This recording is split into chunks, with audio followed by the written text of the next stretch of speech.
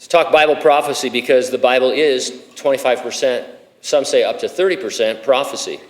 It's 100% accurate in its prophecy. We are futurists when it comes to the 300 to 500 yet unfulfilled prophecies. That means we believe they will be fulfilled in a literal sense, not an allegorical sense or a figurative sense. They'll be literal, just like the previous prophecies. It makes sense that mankind would be moving in the direction that the prophecies predict. For example, in the book of the Revelation, we talk a lot about the global economic system that will be accessed by some sort of a mark in you or on you.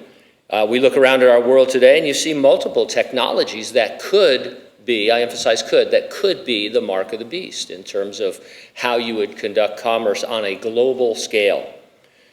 I always give two disclaimers. We use recognized, reliable sources for news.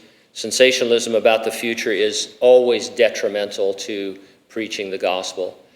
These guys that have these fantastic timelines and different things about exactly when Jesus is coming back and all of that, they hinder the gospel because people end up making fun of them because their predictions never come true.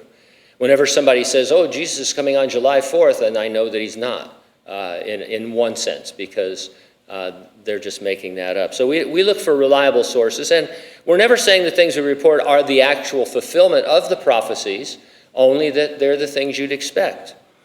Now, the Great Tribulation, that's a 7-year period that follows the resurrection and rapture of the church, precedes the second coming of Jesus.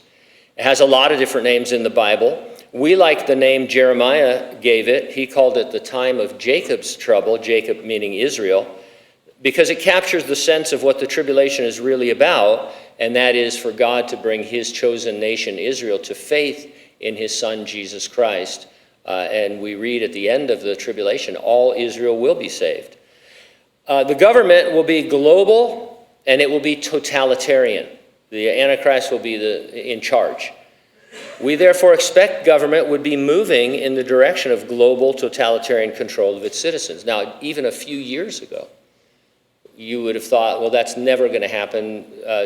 For one thing, the United States is never going to go in that direction, right? We're never going to do that. And yet more and more you see a globalism infecting people. They want to have this global family and everybody be interconnected and all, and have like a consolidated leadership that is not sovereign to the nations, but different leadership. Along those lines, I read an article. It was titled, Obama suggests digital fingerprints to counter misinformation so we know what's true and what's not true. So here's a few excerpts from the article. The need for us, for the general public, I think, to be more discriminating consumers of news and information.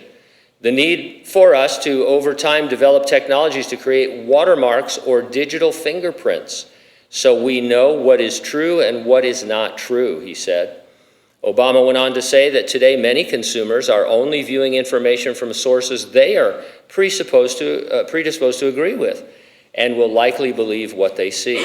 Obviously, we saw that during the vaccination stuff, so I'm concerned about it, added Obama, referring to the COVID vaccine. Now, the obvious problem with a digital fingerprint is who determines what is or isn't misinformation. Obama mentioned COVID, and regardless your stance on this, a lot of what was flagged as misinformation or disinformation later turned out to be true on both sides. And so he's talking about, maybe you'd be on Twitter or reading the newspaper or wherever you get your news from, and there would be some kind of a digital mark that said certified true. Do they still do the good housekeeping seal of approval? Is that a thing? Does anybody know what I'm talking about? Do you remember the good housekeeping? Is that I don't know. I was meant to look it up, but you look at iPhone. The good, house of approval is given this and stuff, and so I can trust good housekeeping. And so what Obama is saying is that I'll put my thumbprint on it. I'll say, well, this is true, but this isn't true. Or Biden or whoever, Republican, Democrat, whoever happens to be the person. But isn't it just censorship?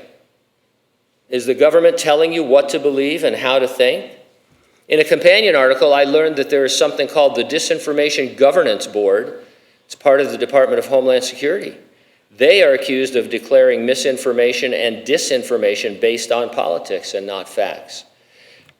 Government is moving towards totalitarian control by censorship.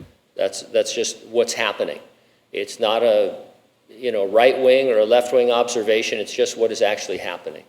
And statements like Obama made that we're going to be in charge of what we tell you is truth or falsehood, and you're going to believe it. That's all part of it. We're witnessing stage setting for the 7-year time of Jacob's trouble, the Great Tribulation that is featured in the last book of the Bible.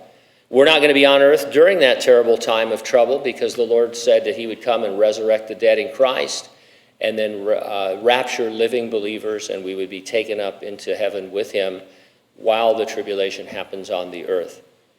We're going to join him in heaven and then afterwards return with him as he sets up his kingdom. And so the real question is about the rapture. Are you ready to be raptured?